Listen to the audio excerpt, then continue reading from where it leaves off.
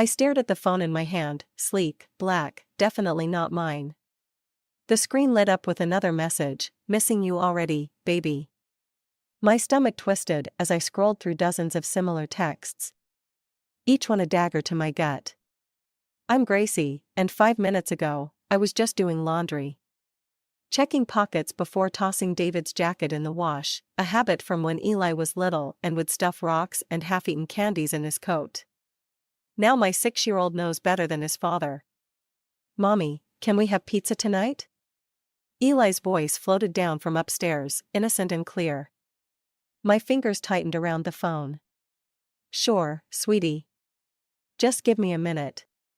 Amazing how steady my voice sounded while my world cracked apart. The messages went back months. Pictures, too, nothing explicit, thank God, but enough to tell the story. Dinner dates. Stolen kisses. Weekend getaways when David said he was at business conferences. Her name was Rachel. She had a dimple in her right cheek and wore too much mascara. "Is Daddy coming home for dinner?" Eli appeared at the bottom of the stairs, clutching his favorite dinosaur. I shoved the phone into my pocket. "Not tonight, baby. He's working late." Another lie to add to the pile David had been building.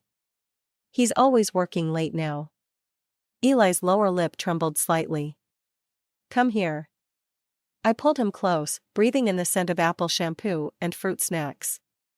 "How about we make that pizza ourselves? With extra cheese?" His face brightened. "Can I put pepperoni in the shape of a T-Rex?" "Absolutely." I forced a smile, already calculating my next move. The phone in my pocket felt like it weighed 1,000 pounds. While Eli arranged his prehistoric pepperoni masterpiece, I sent myself screenshots of every damning conversation. My hand shook, but I managed to reset the phone to factory settings before slipping it back into David's jacket pocket. He wouldn't know I'd seen it. Not yet.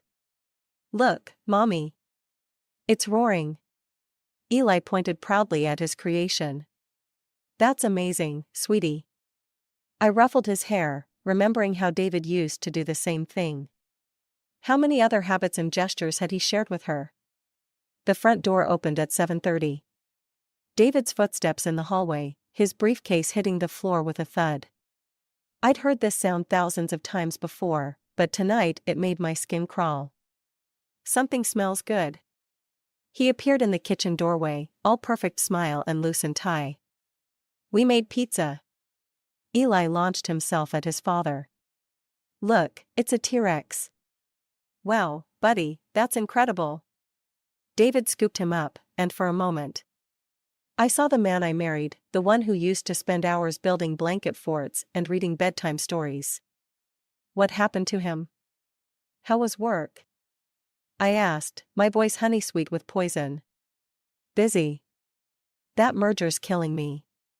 He didn't meet my eyes, already setting Eli down and heading for the stairs. "I need a shower." I watched him go, thinking about the message from Rachel timestamped 2 hours ago. Lunch was perfect. Can't wait until next time. The pizza tasted like cardboard in my mouth, but I smiled through dinner, laughed at Eli's jokes, and pretended everything was normal. Later, after tucking Eli in, I sat in the dark of his room, watching his chest rise and fall. "Gracie?" David's whisper, from the doorway. "Coming to bed?" I turned to look at him, this stranger wearing my husband's face. "In a minute." He nodded and disappeared, probably already reaching for his secret phone to message her goodnight. I stayed there, in the dark, planning. David thought he was so clever with his hidden phone and careful lies. He had no idea what was coming. Because while he'd been busy destroying our family, he'd forgotten one crucial thing: I'd always been smarter than him. The coffee shop buzzed with weekend crowds, but Samantha's voice cut through the noise like a knife. "You need to nail the bastard to the wall." I traced the rim of my untouched latte, the screenshots from David's phone burning a hole in my pocket. It's not that simple. There's Eli to think about. Exactly why you can't let David get away with this. Samantha leaned forward, her eyes fierce. What kind of example does it set if? My phone lit up with David's message, taking Eli to the zoo today. Don't wait up. He's doing it again, I said, showing her the screen. Making plans without asking, probably meeting her there. The zoo? Samantha's eyebrows shot up. Isn't that where you had your first date? The memory hit like a punch to the gut.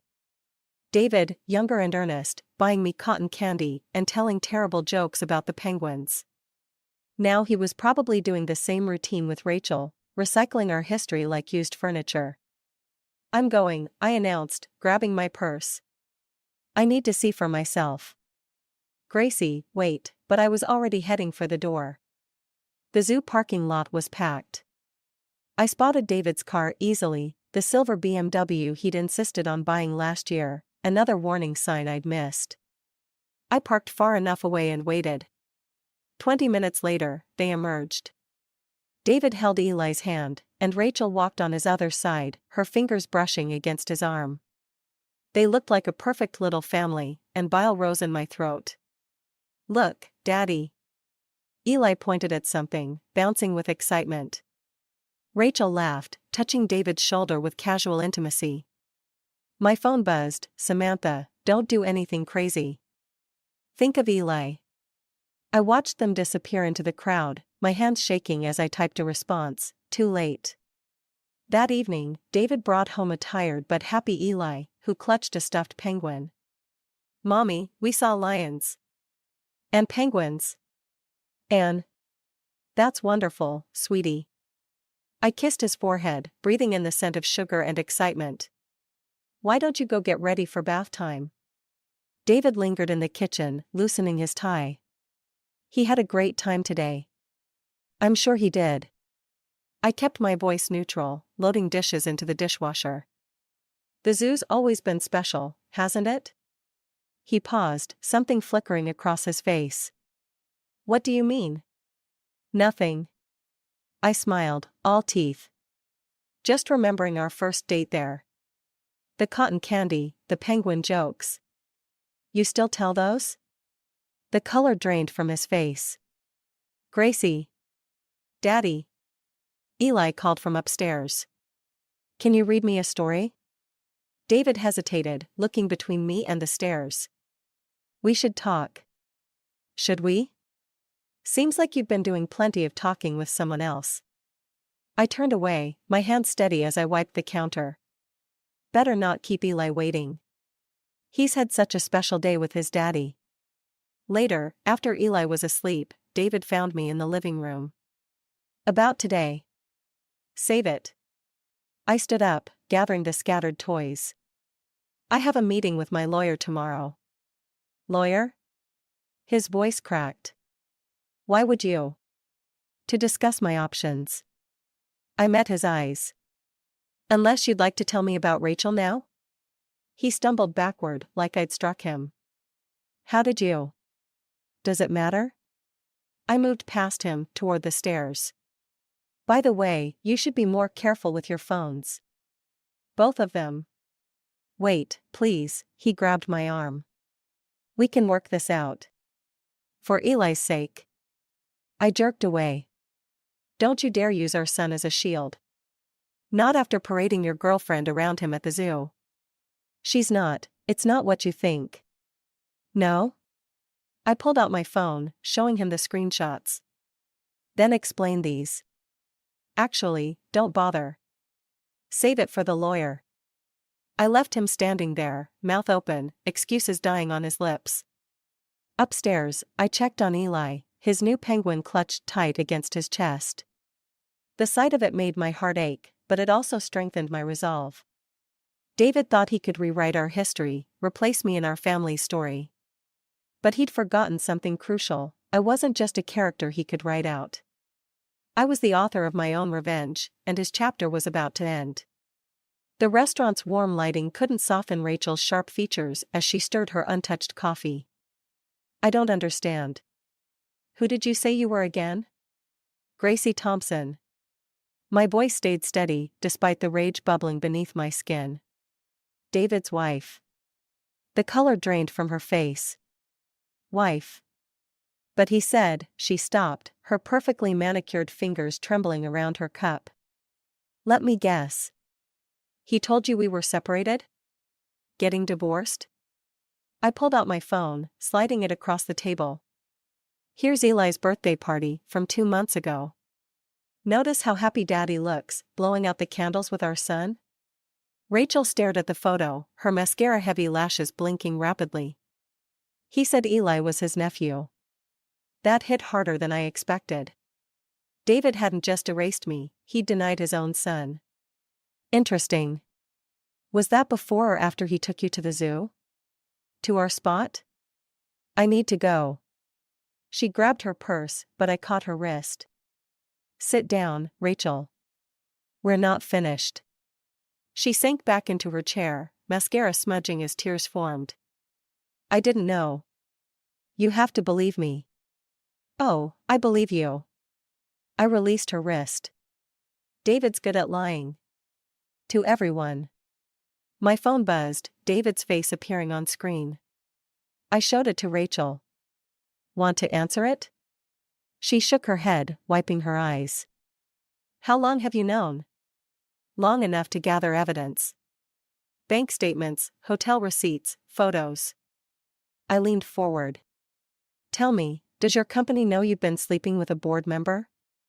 Her eyes widened. You wouldn't. Try me. The coffee between us had gone cold, like the space where my heart used to be. Here's what's going to happen. You're going to end it. Today. And then you're going to write down everything, dates, places, conversations. Every lie he told you, every promise he made. Why would I help you? Because if you don't, the board gets an anonymous tip about your relationship. Your career versus his marriage seems like an easy choice. Rachel's lips trembled. He said he loved me. He said that to me too, right before he took our son to the zoo with his girlfriend. I stood up, dropping cash on the table. You have until tomorrow. And Rachel? He has a tell when he's lying, that little smile, right before he feeds you the perfect line you want to hear. Watch for it next time. Outside, my phone buzzed again. David's message, where are you? We need to talk. I typed back, yes, we do. Bring your other phone.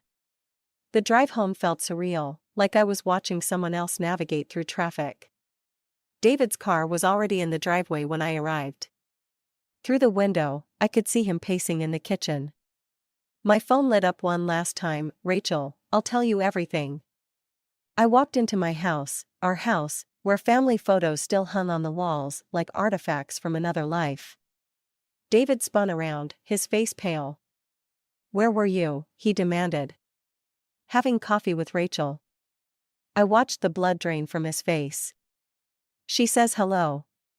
He stumbled back against the counter. Gracie, please. Save it. I pulled out a manila envelope. Inside are divorce papers, a custody agreement, and copies of everything I have on you and Rachel. Sign them all, and this stays private. Fight me, and everyone finds out, your parents, your boss, everyone. You're blackmailing me? No, David. I'm giving you what you wanted, freedom to be with Rachel.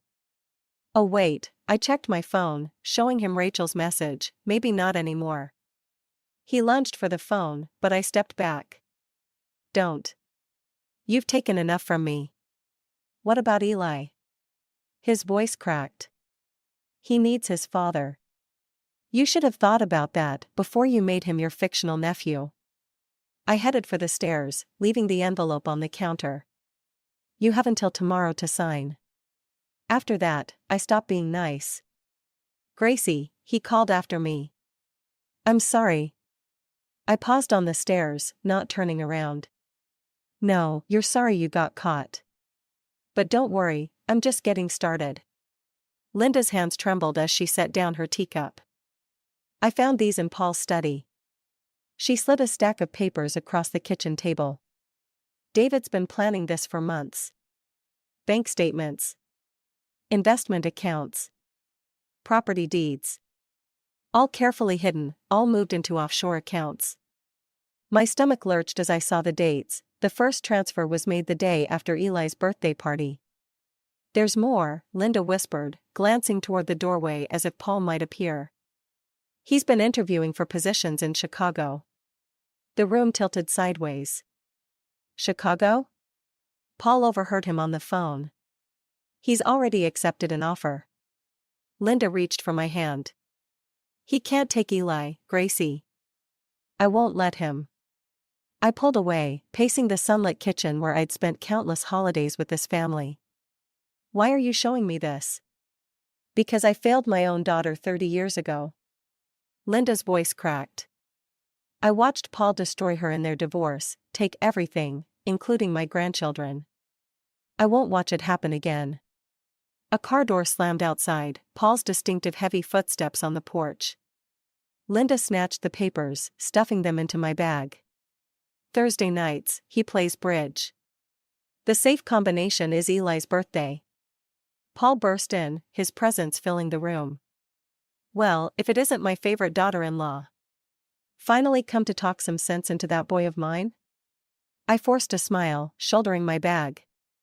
Just catching up with Linda. Good, good. He kissed Linda's cheek, but I caught her slight flinch. David tells me you're being difficult about the divorce. Think of Eli. I am thinking of Eli. My voice could have frozen hell. Every second of every day. Back home, I spread the papers across my desk, piecing together David's plan. The bastard had been methodically hiding money since before Rachel, preparing his escape route while playing the devoted father. My phone buzzed. David, taking Eli to dinner. Don't wait up. My fingers flew across the keyboard. No. Excuse me? You heard me. No more spontaneous dinners. No more surprise trips. You want to see your son? Go through my lawyer. 3 dots appeared, disappeared, appeared again. Finally, you can't do this. Watch me. I called Samantha, my voice steady, despite the rage burning through my veins. I need your help. Bring your camera. That night, while David was working late, we followed him to an upscale realtor's office.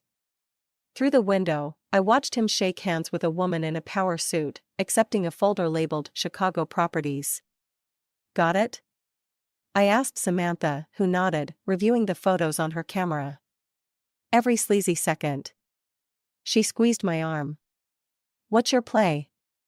I thought of Linda's haunted eyes, of Paul's casual dominance, of all the carefully hidden papers. I'm going nuclear.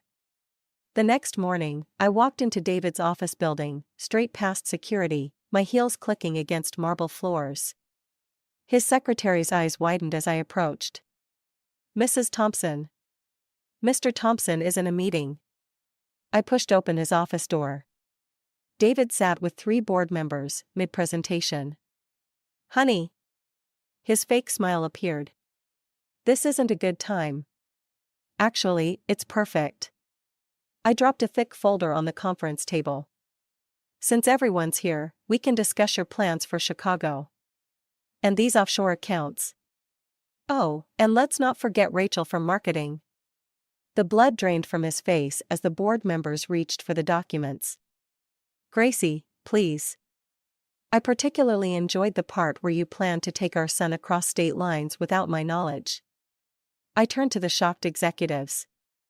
Gentlemen, you'll find copies of everything in there, including proof of funds misappropriation. I've already sent duplicates to the SEC. This is a private matter, David sputtered. Not anymore. I headed for the door, pausing to look back at the wreckage of his career. By the way, Linda says hello. Funny how karma works, isn't it? In the elevator, my phone lit up with messages from David, each more desperate than the last. I deleted them all, thinking of Linda's words, I won't watch it happen again. Neither would I. The emergency room's fluorescent lights cast a sickly glow over Eli's pale face. His small hand burned with fever in mine as the doctor rattled off terms like severe pneumonia and immediate treatment. Where's your husband? The nurse's innocent question felt like acid in my throat. He's coming. Another lie to add to the growing pile. David's phone went straight to voicemail, all 5 times I'd called. Samantha arrived first, bringing coffee and a change of clothes. Any word from him? I showed her my phone, a text from Rachel sent an hour ago, having dinner with David. He seems stressed. Everything okay? I'll kill him, Samantha whispered, watching Eli's chest rise and fall with each labored breath. Not if I get to him first. The night crawled by. Eli's fever spiked at midnight, bringing a flurry of medical staff and more medication. Through it all, David's absence echoed like a scream in an empty room. At 3 a.m., my phone lit up, David's face appearing on screen. Where are you? Just got your messages. Mount Sinai Hospital. Emergency room. My voice could have frozen hell. Your son's been here for 8 hours with pneumonia. Silence. Then, I was in a meeting. At Lou Bernardine? With Rachel? I watched Eli's oxygen levels on the monitor. Hope the wine was worth it. That's not fair. Room 412. Show up or don't. Either way, you've made your choice. He arrived 30 minutes later, still wearing his dinner suit, reeking of expensive wine. How is he? Now you care? I stood between him and Eli's bed. Where were you when he couldn't breathe? When they had to hold him down for the 4? I made a mistake. No, a mistake is forgetting to pick up milk. This? I gestured to our sick child. This is who you are now. Eli stirred, his eyes fluttering open. Daddy? David moved toward the bed, but I grabbed his arm. If you go to him now, smelling like her perfume, we're done. No lawyers, no negotiations. I'll burn everything down, your career, your reputation, everything. He stepped back, pain flashing across his face. You can't keep me from my son. Watch me. I turned away, focusing on Eli. Go back to sleep, sweetie. Daddy was just leaving. The door clicked shut behind him. Eli's monitor beeped steadily as tears slid down his fevered cheeks. Why doesn't Daddy want to stay? My heart shattered into a million pieces. Sometimes grown-ups make bad choices, baby. But I promise, I'm not going anywhere. Morning brought Linda, carrying fresh clothes and righteous anger. Paul's furious. He's threatening to cut David off completely. Good. I watched Eli sleep, his breathing finally easier. Did you know they were at Lou Bernardine last night? While Eli was here? Linda's face hardened. That restaurant was where Paul proposed to me. David's recycling all our family memories with her. My phone buzzed. David again, we need to talk. About everything. Yes, I typed back, we do. I hope she was worth losing your son over. Linda squeezed my hand. What will you do now? I thought about the offshore accounts, the Chicago plans, the missed calls while our son struggled to breathe. Everything you wished you'd done 30 years ago. He'll fight back, she warned. Let him. I stroked Eli's hair, feeling his fever finally breaking. He chose his battlefield when he left our son alone in this hospital. The morning sun crept through the window, painting Eli's face in gold. In the quiet, watching him breathe, I realized something. Revenge wasn't about hurting David anymore. It was about protecting what he'd thrown away, this precious life he'd deemed less important than a dinner date. My phone lit up one last time. Rachel, David told me about Eli. I'm so sorry. I never meant. I deleted the message without reading further. Sorry wouldn't erase Eli's tears or heal his fever. Sorry wouldn't undo David's choices. But justice might. The conference room at David's law firm felt like a tomb. 8 pairs of eyes watched me set up my laptop, including David's, bloodshot and desperate. Rachel sat at the far end, mascara smeared from crying. Perfect.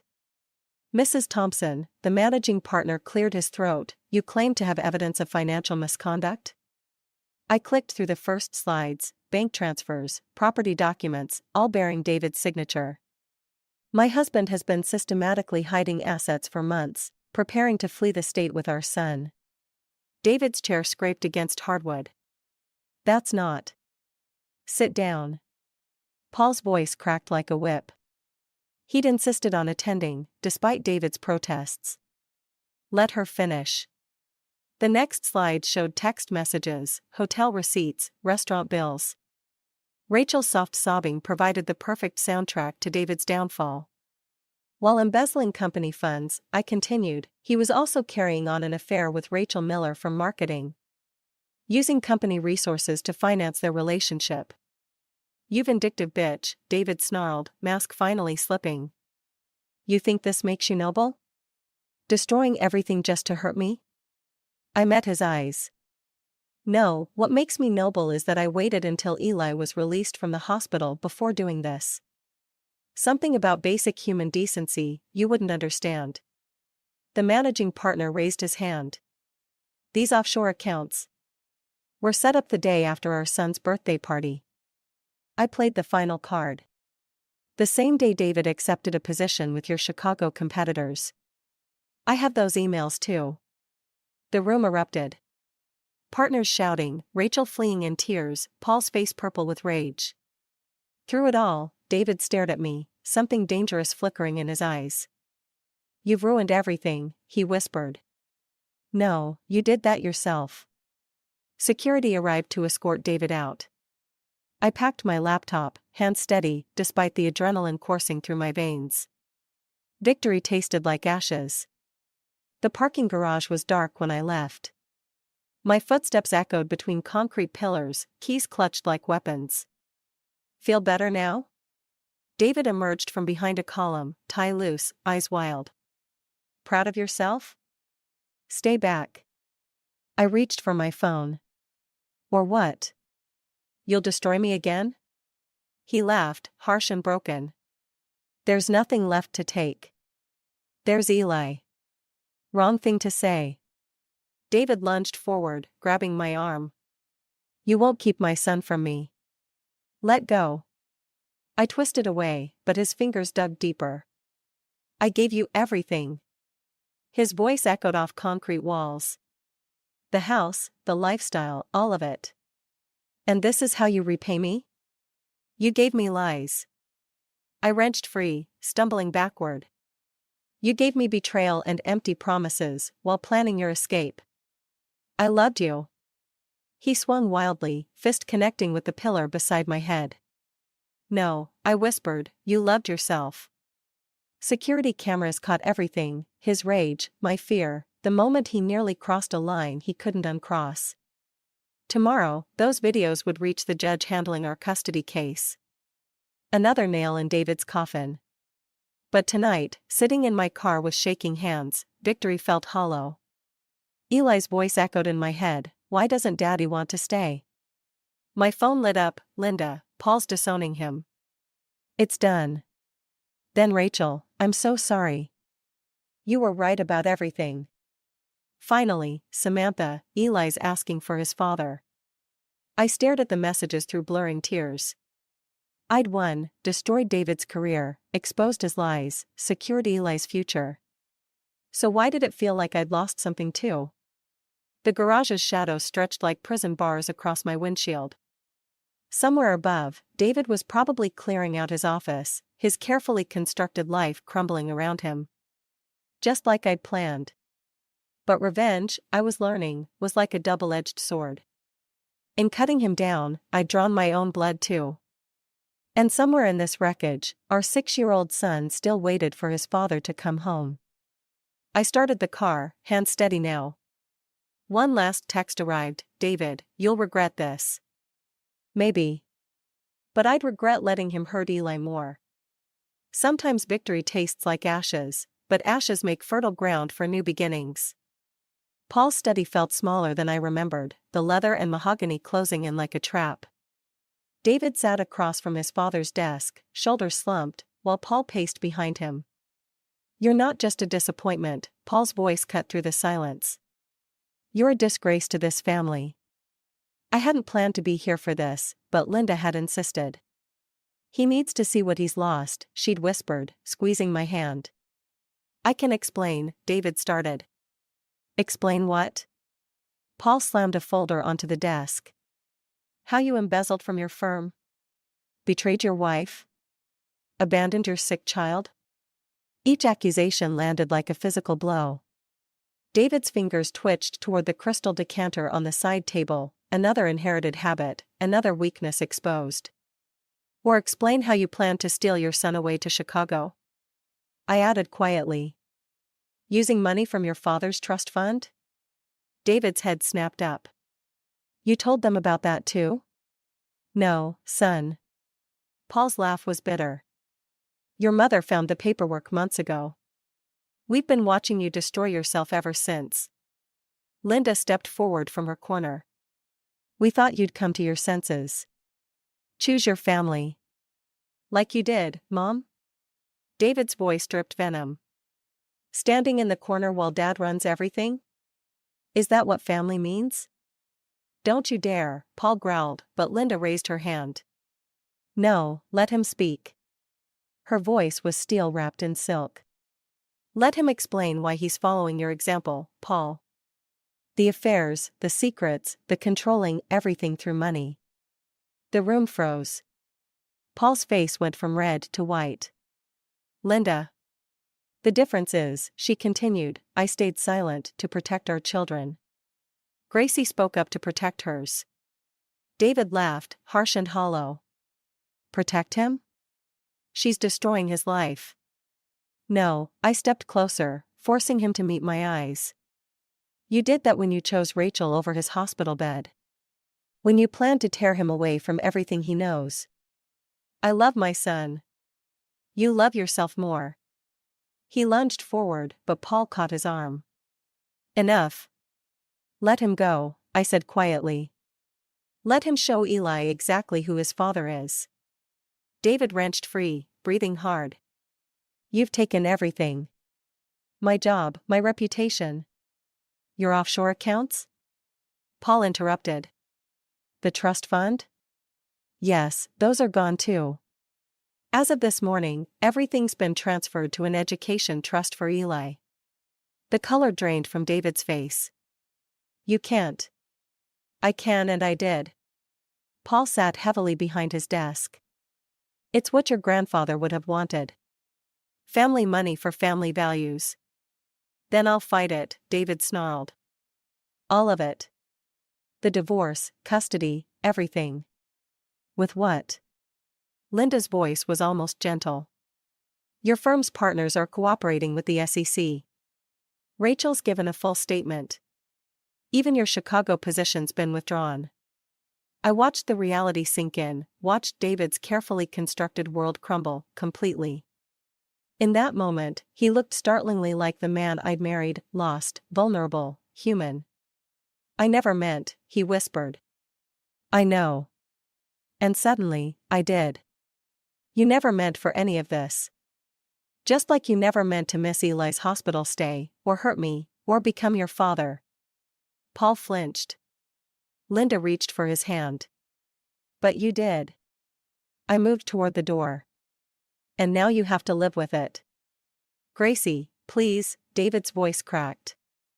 I'll lose everything. No, I turned back one last time. You'll lose what you took for granted. There's a difference. Outside, the setting sun painted the sky in shades of ending. My phone buzzed. Samantha, Eli's asking when you'll be home. Home. Not the house we'd shared with David, but the small apartment where Eli and I were building something new. Something honest. It's done, I texted back. On my way. Behind me, I could hear David's muffled sobs through the study door, mixed with Paul's stern voice and Linda's softer tones. The sound should have felt like victory. Instead, it felt like closure. Like turning the final page of a story that had run its course. Sometimes revenge isn't about destroying someone else. Sometimes it's about saving yourself. The moving boxes made our new apartment feel smaller, but Eli's laughter filled every corner as he arranged his dinosaurs on the windowsill. Each plastic figure faced east, toward the sunrise, he insisted, just like real dinosaurs would have done. My phone buzzed with a text from David, please. Just 5 minutes with him. I deleted it without responding, just like the dozens before it. The divorce papers lay signed on my desk, next to a letter from Linda that had arrived that morning. I hadn't opened it yet, wasn't sure I wanted to. Mommy, look. Eli held up his favorite T-Rex. He's protecting the little ones now. Just like you protect me, I said, pulling him close. He squirmed in my arms, suddenly serious. Is Daddy ever coming back? The question I'd been dreading. No, sweetie. But that doesn't mean he doesn't love you. I know. Eli returned to his dinosaurs. He's like the meteors in my book. Too big and scary for the little dinosaurs to survive. My heart cracked at his simple wisdom. 6 years old, and he understood more than David ever had. The doorbell rang, Samantha with pizza and paint samples. Time to make this place yours, she announced, spreading colors across the kitchen counter. Green. Eli pointed to a sage swatch. Like the park near Grandma Linda's. Linda's letter seemed to pulse on my desk. I finally opened it while Eli debated paint colors with Samantha. Dearest Gracie. Paul doesn't know I'm writing this.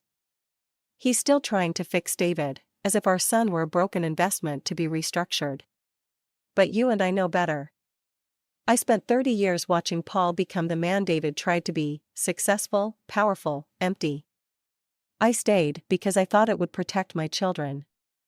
You left because you knew it would protect yours. You're braver than I ever was. The trust fund Paul set up for Eli isn't charity, it's insurance. Insurance that David can never use money to control him the way Paul controlled our family. Use it wisely. And Gracie? Thank you for showing me it's never too late to stand up. With love. Linda. Mommy? Eli's voice pulled me back. Can we paint my room today? Sure, baby. I wiped my eyes, tucking the letter away. But first, there's something I need to show you. I pulled out the photo album I'd rescued from our old house. Not the formal portraits David had insisted on, but the real moments, Eli's first steps, beach trips, pillow forts. Pages of love and laughter, untainted by what came after. This is our story, I told him, watching his fingers trace each image. And we're going to keep making it, just us. And Aunt Samantha? And Aunt Samantha, I laughed. And Grandma Linda, whenever you want. But not the meteors, he said firmly, returning to his dinosaur metaphor. No, not the meteors. My phone lit up one last time, Rachel, he's in rehab. Wanted you to know. I set the phone aside, focusing instead on Eli's careful arrangement of paint swatches into a rainbow. Some stories don't need neat endings.